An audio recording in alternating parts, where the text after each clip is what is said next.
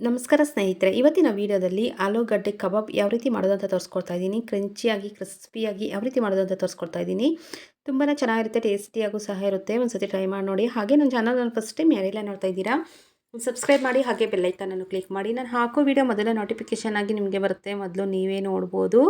ಹಾಗೆ ಒಂದು ಲೈಕ್ ಮಾಡಿ ನೋಡಿ. ಇಲ್ಲಿ ನಾನು 4ರಿಂದ 5 ಆಲೂಗಡ್ಡೆಯನ್ನು ಮೇಲೆ ಸಿಪ್ಪೆ ಎಲ್ಲ ತೊಳೆದಾಕ್ಬಿಟ್ಟು ಮೀಡಿಯಮ್ ಸೈಜಾಗಿ ಕಟ್ ಮಾಡಿಕೊಂಡು ಒಂದು ಬಟ್ಲಿಗೆ ಉಪ್ಪುನೀರಿಗೆ ಹಾಕ್ಕೊಂಡು ತೊಳೆದ್ಬಿಟ್ಟು ಹಾಕ್ಕೊತಾ ಇದ್ದೀನಿ.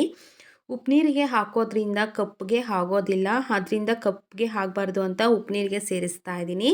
ಸೇರಿಸ್ಬಿಟ್ಟು ತೊಳೆದ್ಬಿಟ್ಟು ಒಂದು ಬಟ್ಲಿಗೆ ಸೇರಿಸ್ಕೊತಾ ಇದ್ದೀನಿ. ಒಂದು 4ರಿಂದ 5 ಆಲೂಗಡ್ಡೆ ಆದರೆ ಸಾಕಾಗುತ್ತೆ. ಇದಕ್ಕೆ 1 ಚಮಚ ಆಗುವಷ್ಟು ಶುಂಠಿ ಬೆಳ್ಳುಳ್ಳಿ ಪೇಸ್ಟನ್ನು ಸೇರಿಸ್ತಾ ಇದ್ದೀನಿ. ಇದು ನಾನು ಜಜ್ಕೊಂಡಿರೋದು ಶುಂಠಿ ಬೆಳ್ಳುಳ್ಳಿ ಪೇಸ್ಟನ್ನು ಸೇರಿಸ್ತಾ ಇದ್ದೀನಿ.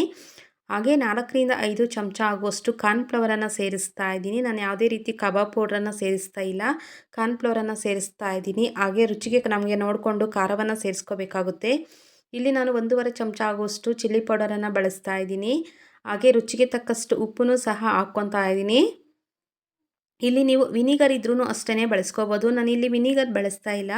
ಒಂದು ಅರ್ಧ ಹುಳಿನಷ್ಟು ನಿಂಬೆಹಣ್ಣಿನ ರಸವನ್ನು ಸೇರಿಸ್ತಾ ಇದ್ದೀನಿ. ನೀವು ಇನ್ನೂ ಸ್ವಲ್ಪ ಹುಳಿ ಬೇಕು ಅಂದರೆ ಒಂದು ಕಾಯಿ ಆದ್ರೂ ಹಾಕ್ಕೋಬೋದು, ಟೇಸ್ಟು ಚೆನ್ನಾಗಿರುತ್ತೆ. ನಾನು ಅರ್ಧ ಕಾಯಿ ಆಗುವಷ್ಟು ಮಾತ್ರ ಸೇರಿಸಿದ್ದೀನಿ ಇಲ್ಲಿ ನಾನು. ಹಾಗೆ 2 ಚಮಚ ಆಗುವಷ್ಟು ಮೈದಾವನ್ನು ಸಹ ಸೇರಿಸ್ತಾ ಇದ್ದೀನಿ. ಹಾಗೆ 1 ಚಮಚ ಆಗುವಷ್ಟು ಗರಂ ಮಸಾಲವನ್ನು ಸೇರಿಸ್ತಾ ಇದ್ದೀನಿ. ನೀವು ಇಲ್ಲಿ ಬೇಕಾದರೆ ಚಿಕನ್ ಮಸಾಲೆ ಇದ್ರೂ ಸೇರಿಸ್ಕೋಬೋದು, ಟೇಸ್ಟು ಚೆನ್ನಾಗಿರುತ್ತೆ. ನೋಡಿ, ಎಲ್ಲ ಒಂದು ಸತಿ ನೀಟಾಗಿ ಮಿಕ್ಸ್ ಮಾಡ್ಕೋಬೇಕಾಗುತ್ತೆ. ಒಂದು ಸತಿ ಎಲ್ಲ ನೀಟಾಗಿ ಮಿಕ್ಸ್ ಮಾಡಿಕೊಂಡು ಸ್ವಲ್ಪ ನೀರನ್ನು ಸೇರಿಸ್ಕೊಂಡು ಮಿಕ್ಸ್ ಮಾಡ್ಕೋಬೇಕಾಗುತ್ತೆ. ಆಲೂಗಡ್ಡೆಯಲ್ಲಿ ನೀರೆಲ್ಲ ಜಾಸ್ತಿ ಬಿಟ್ಕೊಂಡ್ಬಿಡುತ್ತೆ. ಅದರಿಂದ ಒಂದು ಸತಿ ಎಲ್ಲ ನೀಟಾಗಿ ಮಿಕ್ಸ್ ಮಾಡ್ಕೊಂಡ್ಬಿಡಬೇಕು. ಮಿಕ್ಸ್ ಮಾಡ್ಕೊಂಡ್ಬಿಟ್ಟು ಒಂದು ಸ್ವಲ್ಪ ನೀರನ್ನು ಸೇರಿಸ್ಕೊಂಡು ಮಿಕ್ಸ್ ಮಾಡ್ಕೋಬೇಕಾಗುತ್ತೆ. ಈಗ ನೋಡಿ, ಸ್ವಲ್ಪ ನೀರನ್ನು ಸೇರಿಸ್ಕೊಂಡು ಮಿಕ್ಸ್ ಮಾಡ್ಕೊತಾ ಇದ್ದೀನಿ. ಈ ರೀತಿ ಮಾಡ್ಕೊಳ್ಳೋದ್ರಿಂದ ಕ್ರಿಸ್ಪಿಯಾಗಿರುತ್ತೆ, ಕ್ರಂಚಿಯಾಗೂ ಇರುತ್ತೆ. ಆಲೂ ಕಬಾಬ್ ಅನ್ನೋದು ತುಂಬ ಟೇಸ್ಟಿಯಾಗೂ ಸಹ ಇರುತ್ತೆ. ಮನೆಯಲ್ಲಿನೇ ಸಿಂಪಲಾಗಿ ಮಾಡ್ಕೋಬೋದು, ಸುಲಭವಾಗಿಯೂ ಸಹ ಮಾಡ್ಕೋಬೋದು. ನಾನ್ ವೆಜ್ ತಿನ್ನಲ್ಲ ಅಂದವ್ರಿಗೂ ಅಷ್ಟೇ ಮಾಡಿಕೊಡ್ಬೋದು. ತುಂಬ ಚೆನ್ನಾಗಿರುತ್ತೆ, ಅಷ್ಟು ರುಚಿಯಾಗಿರುತ್ತೆ. ನೋಡಿ, ಒಂದು ಸತಿ ಎಲ್ಲ ಮಿಕ್ಸ್ ಮಾಡ್ಕೊಂಡಿದ್ದೀನಿ ನೀಟಾಗಿ. ನೀರನ್ನ ಸ್ವಲ್ಪ ಸೇರಿಸ್ಕೊಂಡು ಇದನ್ನು ಒಂದು 5ರಿಂದ 10 ನಿಮಿಷ ಚೆನ್ನಾಗಿ ಬಿಡಬೇಕಾಗುತ್ತೆ. ಇಲ್ಲ ಟೈಮ್ ಇದ್ದರೆ ಒಂದು ಅರ್ಧ ಗಂಟೆಗಳ ಕಾಲ ಬೇಕಾದರೂ ಇಟ್ಟರೆ ಉಪ್ಪುಗೆ ಎಲ್ಲ ಉಪ್ಪು ಖಾರ ಎಲ್ಲ ಚೆನ್ನಾಗಿ ಹಿಡಿಯುತ್ತೆ ಆಲೂಗಡ್ಡೆಗೆಲ್ಲನೂ. ನಾನು ಒಂದು 5ರಿಂದ 10 ನಿಮಿಷ ಬಿಟ್ಟಿದ್ದೀನಿ ಅಷ್ಟೇ. ನೋಡಿ, ನೀರೆಲ್ಲ ಚೆನ್ನಾಗಿ ಬಿಟ್ಕೊಂಡಿದೆ. ಈಗ ಒಂದು ಸತಿ ಎಲ್ಲ ನೀಟಾಗಿ ಮಿಕ್ಸ್ ಮಾಡ್ಕೋಬೇಕಾಗುತ್ತೆ. ನೋಡಿ, ನೀಟಾಗೆಲ್ಲ ಒಂದು ಸತಿ ಮಿಕ್ಸ್ ಮಾಡಿಕೊಂಡು ಸೈಡ್ಗೆ ತೆಗೆದಿಟ್ಕೊತಾ ಇದ್ದೀನಿ. ಈಗ ಒಂದು ಬಾಣಲಿಗೆ ಎಣ್ಣೆಯನ್ನು ಹಾಕ್ಕೊಂಡಿದ್ದೀನಿ. ಎಣ್ಣೆ ಚೆನ್ನಾಗಿ ಕಾಯಿಸ್ಕೋಬೇಕು, ಕಾಯಿಸ್ಕೊಂಡು ಹಾಕ್ಕೋಬೇಕಾಗುತ್ತೆ.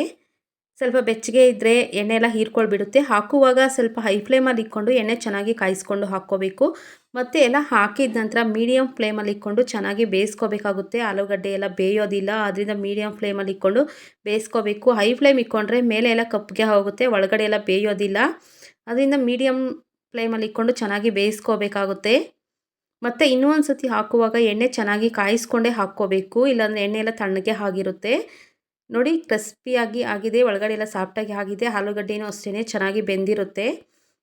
ಮತ್ತು ಹಾಕುವಾಗೂ ಎಣ್ಣೆ ಚೆನ್ನಾಗಿ ಕಾಯಿಸ್ಕೊಂಡು ಹಾಕ್ಕೋಬೇಕು. ಆಮೇಲೆ ಮೀಡಿಯಮ್ ಫ್ಲೇಮಲ್ಲಿ ಇಟ್ಕೊಂಡು ಚೆನ್ನಾಗಿ ಬೇಯಿಸ್ಕೋಬೇಕಾಗುತ್ತೆ. ಆಲೂಗಡ್ಡೆನ ನೋಡಿ ರೆಡಿ ಆಗಿದೆ. ಆಲೂಗಡ್ಡೆ ಕಬಾಬು ಇದೇ ರೀತಿ ಟ್ರೈ ಮಾಡಿ ನೋಡಿ, ತುಂಬ ಚೆನ್ನಾಗಿರುತ್ತೆ, ಟೇಸ್ಟಿಯಾಗೂ ಸಹ ಇರುತ್ತೆ. Thank you for the watching.